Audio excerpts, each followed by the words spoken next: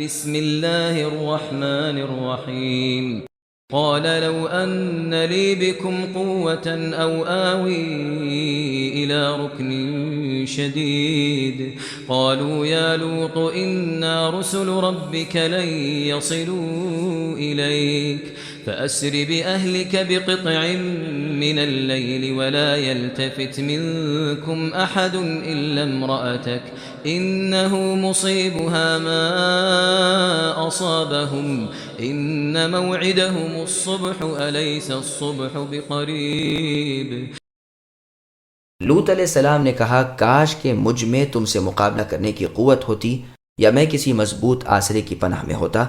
اب فرشتوں نے کہا اے لوط، ہم آپ کے پروردگار کے بھیجے ہوئے ہیں، ناممکن کہ یہ آپ تک پہنچ جائیں، بس آپ اپنے گھر والوں کو لے کر کچھ رات رہنے نکل کھڑے ہوئیے۔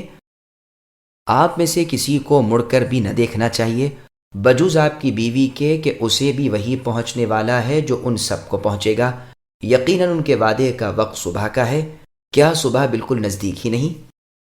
سامعین، اب ان آیتوں کی تفسیر سماعت کیجیے۔ قوم لوط کا خلاف فطرت عمل۔ لوط علیہ السلام نے جب دیکھا کہ میری نصیحت ان پر اثر نہیں کرتی تو انہیں دھمکایا کہ اگر مجھ میں قوت طاقت ہوتی یا میرا کنبہ قبیلہ زور آور ہوتا تو میں تمہیں تمہاری اس شرارت کا مزہ چکھا دیتا۔ چنانچہ بخاری، مسلم، نیز مسند احمد اور سنن ترمذی میں رسول اللہ صلی اللہ علیہ وسلم کا فرمان ہے، اللہ کی رحمت ہو لوط علیہ السلام پر کہ وہ زور آور قوم کی پناہ لینا چاہتے تھے۔ مراد اس سے اللہ عز و جل کی ذات ہے۔ آپ کے بعد پھر جو پیغمبر بھیجا گیا وہ اپنی قومی ثروت میں ہی بھیجا گیا۔ لوط علیہ السلام کی افسردگی اور کامل ملال اور تنگ دلی کے وقت فرشتوں نے اپنے تئیں ظاہر کر دیا کہ ہم اللہ کے بھیجے ہوئے ہیں، یہ لوگ یعنی آپ کی قوم کے بد کردار ہم تک یا آپ تک پہنچ ہی نہیں سکتے۔ آپ رات کے آخری حصے میں اپنے اہل و عیال کو لے کر یہاں سے نکل جائیے، خود ان سب کے پیچھے رہیے اور سیدھے اپنی راہ چلے جائیے۔ قوم والوں کی آہ و بکا پر، ان کے چیخنے چلانے پر آپ کو مڑ کر بھی نہ دیکھنا چاہیے۔ پھر اس اثبات سے لوط علیہ السلام کی بیوی کا استثناء کر لیا کہ وہ اس حکم کی پابندی نہ کر سکے گی، وہ عذاب کے وقت کی قوم کی ہائے وہائے سن کر مڑ کر دیکھے گی، اس لیے کہ اللہ کے فیصلے میں اس کا بھی ان کے ساتھ ہلاک ہونا طے ہو چکا ہے۔ ایک قرات میں الا امرأتک تاکہ پیش کے سے بھی ہے۔ جن لوگوں کے نزدیک پیش اور زبر دونوں جائز ہیں ان کا بیان ہے کہ آپ کی بیوی بھی یہاں سے نکلنے میں آپ کے ساتھ تھی، لیکن عذاب کے نازل ہونے پر قوم کا شور سن کر صبر نہ کر سکی، مڑ کر ان کی طرف دیکھا اور زبان سے نکل گیا کہ ہائے میری قوم۔ اسی وقت آسمان سے ایک پتھر اس پر بھی آیا اور اس کا بھی ڈھیر ہو گیا۔ لوط علیہ السلام کی مزید تشفی کے لیے فرشتوں نے اس خبیث قوم کی ہلاکت کے وقت کی نزدیکی بھی بیان کر دی کہ صبح ہوتے ہی یہ تباہ ہو جائیں گی، اور صبح اب بالکل قریب ہے۔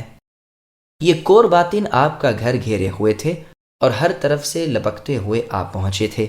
لوط علیہ السلام دروازے پر کھڑے ہوئے ان لوطیوں کو روک رہے تھے، جب کسی طرح وہ نہ مانے اور لوط علیہ السلام آزردہ خاطر سے ہو کر تنگ آ گئے۔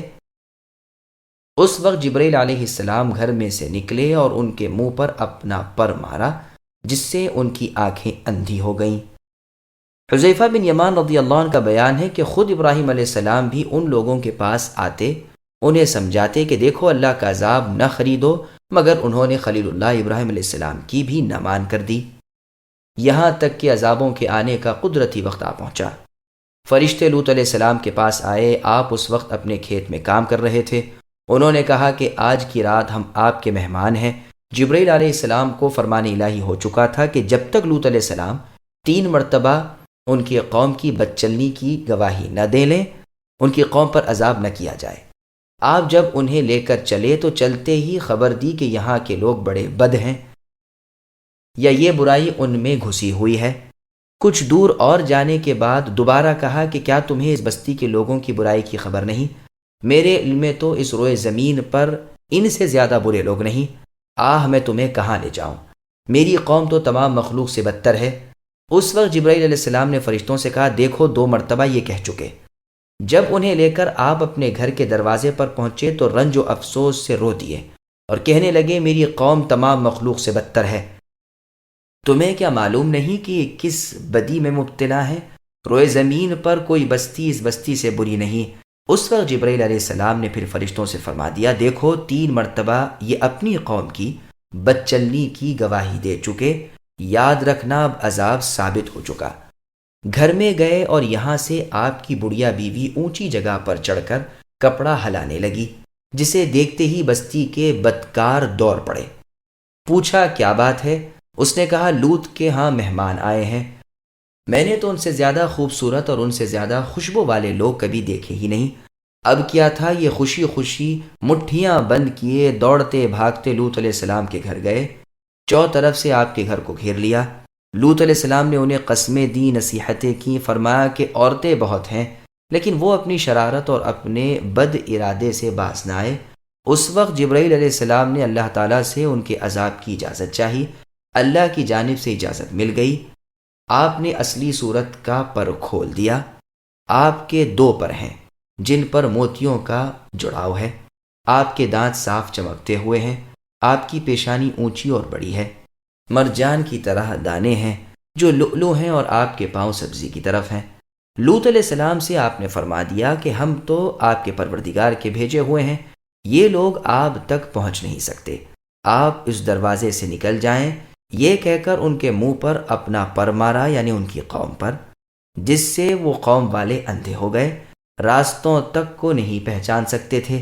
لوط علیہ السلام اپنے اہل کو لے کر راتوں رات چل دیے، یہی اللہ کا حکم بھی تھا۔ محمد بن کعب، قتادہ، سدی رحمہم اللہ وغیرہ کا یہی بیان ہے۔